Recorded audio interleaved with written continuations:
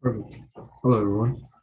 My name is Kyle Connolly, and I did my ESE project on Kevin Connolly, who is the VP of DSOs and Labs for Line Technology. So to start, for his education, he graduated from Arizona State University in 1989 with a BS degree in marketing. He then went on to get his MBA from the St. Mary's College of California 10 years later in 1999. A little bit about his career path and background. So to start out of ASU, he was recruited to work for Playtex, where he started as a sales rep and then worked his way up to a sales trainer. From there, he moved on to Dentsply, where he started as a sales rep, worked his way up to a national account manager, and then finally worked his way up to a regional sales manager. Then he moved on to Dental Services Group, who is currently the largest privately held set of labs in America, where he started as the director of sales and then moved his way up to the VP of sales and marketing, and then finally got to the senior vice president position of business development. From there, he went on to Align Technology, where he currently is today, where he started as the director of sales for Itero and then moved on to the senior director west for Invisalign, and then finally worked his way up to the VP of DSO and Labs, which is what he currently does today. A little bit about Align as a company. So they are a global medical device company that makes clear aligners for people's teeth to be straightened, and they currently offer two different products. The first is the Itero, which is their scanning equipment.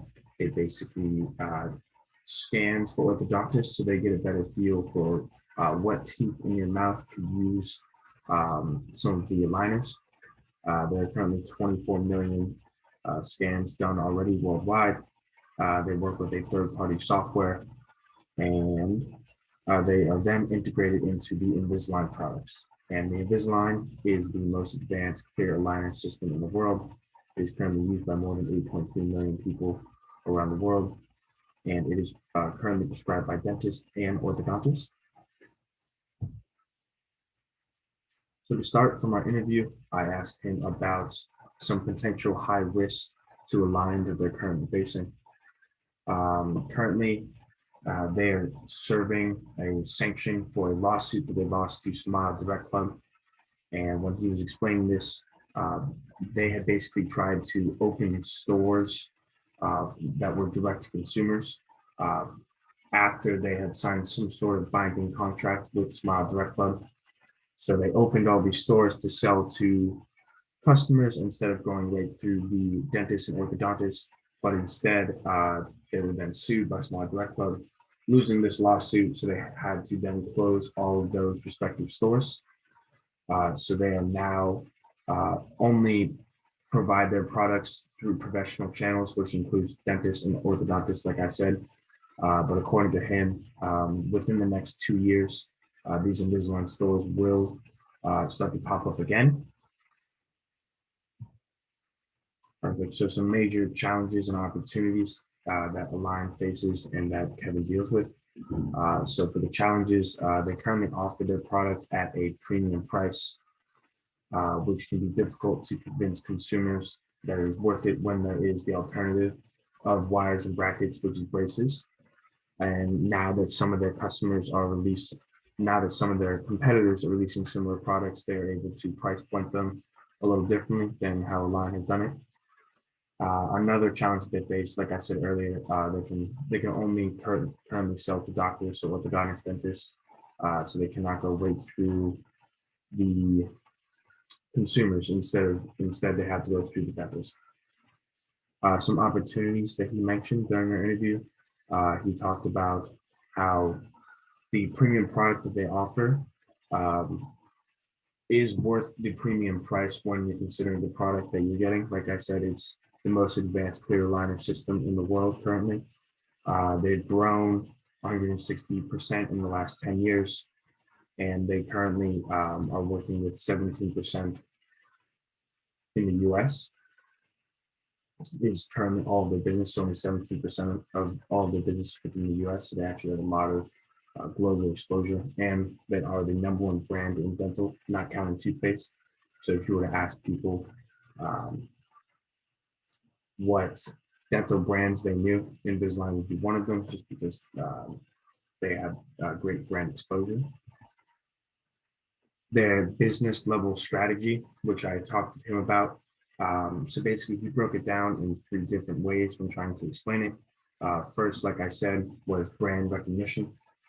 They currently are the #1 brand in dental, and this is important to them, and they do a great job advertising. And then he also talked about their scalability. So they are currently one of the highest producing customized plastic companies in the entire world. So he says that this gives them a distinct advantage because if any competitor tried to enter the market, they would then have to try to keep up with how many plastic aligners Invisalign is producing and will continue to produce as they've already bettered their supply chain. And then finally, like I said, with the premium price, it is a premium product. He referred to it almost as a luxury brand.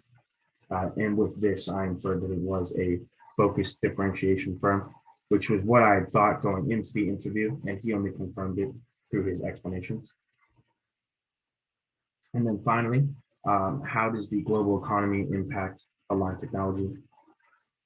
So when he was explaining to me, he says that when the economy goes up, when business is booming, obviously a lot of places around the world, their business will be booming, just like in Invisalign.